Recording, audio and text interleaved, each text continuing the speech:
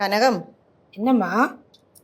ചിലപ്പോൾ തോന്നുവേ നമ്മൾ ഈ അടുക്കള ജോലി ചെയ്യാൻ വേണ്ടി മാത്രമാണ് ജനിച്ചതെന്ന്. കൊച്ചുനാളി മുതൽ തുടങ്ങിയതാ, അതിപ്പോഴും ഇങ്ങനെ തുടർന്നുകൊണ്ടേയിരിക്കുന്നു. அம்மா எனக்கு ஆனால் 2 நாள் கிச்சனில் ஏறாமல் இருந்ததுன்னா மனசுக்கு ரொம்ப கஷ்டமாக இருக்கும்மா. எனக்கு இந்த கிச்சனில் ஏறி இந்த பாத்திரம் எல்லாம் எடுத்து கறிக்குள்ளதெல்லாம் அரிஞ்சு அதை வச்சு நம்ம சமைச்சு யாருக்காவது அது கொடுத்து அவங்க அதை சாப்பிட்டுட்டு ரொம்ப நல்லா இருக்குன்னு சொல்லும்போது என்னோட மனசுக்கு ரொம்ப நிம்மதி. அதுதான் என்னோட சந்தோஷம். അതൊക്കെ ശരി തന്നെ, എന്നാലും ഇത് കുറച്ച് കടുപ്പമാ. ജീവിതകാലം മുഴുക്ക അടുക്കളയിൽ കിടന്നിങ്ങനെ ജോലി ചെയ്യാന്ന് പറഞ്ഞാൽ എന്താണ് കാര്യമായ ചർച്ചയാണല്ലോ രണ്ടുപേരും. நாங்க அப்படிதான் உலகத்தில் இருக்கிற எல்லா விஷயமும் சொல்லிட்டு தான் நாங்க சமைப்போம். അതൊരു ഭാഗ്യം അടുക്കളയിൽ കൂടെ ഒരാളുള്ളത്.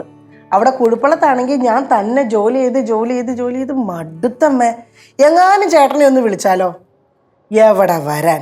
ഇനി അഥവാ എൻ്റെ വിളിച്ച് ഞാൻ ശല്യം സഹിക്കാന്ന് പറഞ്ഞിട്ട് ഓടി വന്ന് ഒരു ഇച്ചിരി നേരം കയറി അവിടെ ഒന്ന് വട്ടം കറങ്ങിയിട്ടൊക്കെ പോകും. അത് പടവലത്തെ അച്ഛനും അങ്ങനെയൊക്കെ തന്നെ.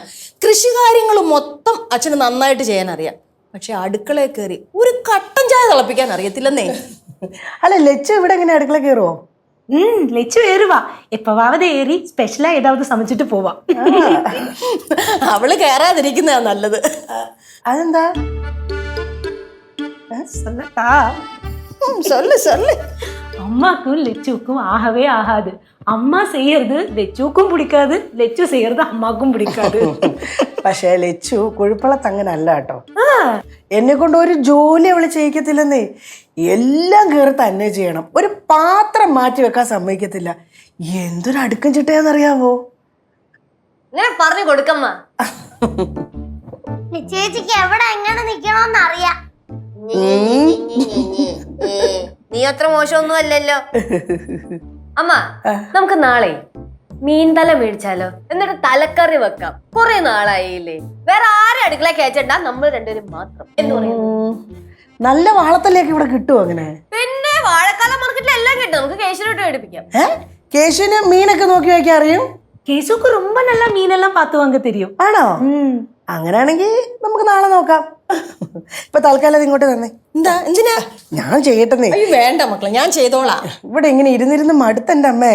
ഞാനിവിടെ എന്തായാലും ചെയ്യാം. എന്നാ പിന്നെ കുഴപ്പമില്ലാത്ത അമ്മയുടെ അടുക്കളയിൽ കയറി കറി വെച്ച് കഴിഞ്ഞാലേ ഇവിടുത്തെ ഫുഡിനൊരു മാറ്റമാകും. അമ്മനെ കൊണ്ട് എന്തോ കാര്യം സാധിപ്പിക്കാനുണ്ട്, അതാണ് ഈ സോപ്പിടല്. അതൊന്നും അല്ല. അല്ല, ജനാർദ്ദനെ കണ്ടില്ലല്ലോ. അത് രാവിലെ നടക്കാൻ വേണ്ടി പോയതാണ്. കുറെ നേരമായല്ലോ, കണ്ടില്ല. ചിലപ്പോ ജംഗ്ഷനിലേക്ക് എങ്ങാനും പോയി കാണുമായിരിക്കും. ഈ നല്ല ദൂരല്ലേ ഇവിടുന്ന്? 1 കിലോമീറ്റർ ഒക്കെ നടക്കാനുണ്ടാവും. 1 കിലോമീറ്ററേ ഉള്ളോ? ഓ, അത്രയ്ക്ക് ഉണ്ടാവുള്ളൂ. 5 കിലോമീറ്റർ ഒക്കെ പുഷ്പം പോലെ ചേട്ടൻ നടക്കും. അപ്പൊ മോള് നടക്കത്തില്ലേ? ഇല്ലില്ല, ഞാൻ ചേട്ടൻ നടക്കുന്നത് കാണും. കുഴപ്പമില്ലാത്തച്ഛൻ പോയിട്ട് വരുമ്പോഴത്തേക്കും മിഠായി മേടിച്ചോണ്ട് വരുമോ എന്തോ. പിന്നെ മേടിച്ചോണ്ട് വന്നു കഴിഞ്ഞാൽ കഴിക്കേണ്ടി വരുമല്ലോ. മിഠായി കഴിക്കാത്ത ഒരാള്. പല്ല് കാണിച്ചേ. ഓ, കുഴപ്പമില്ലൊക്കെ പോയി ഭാഗ്യത്തിന്.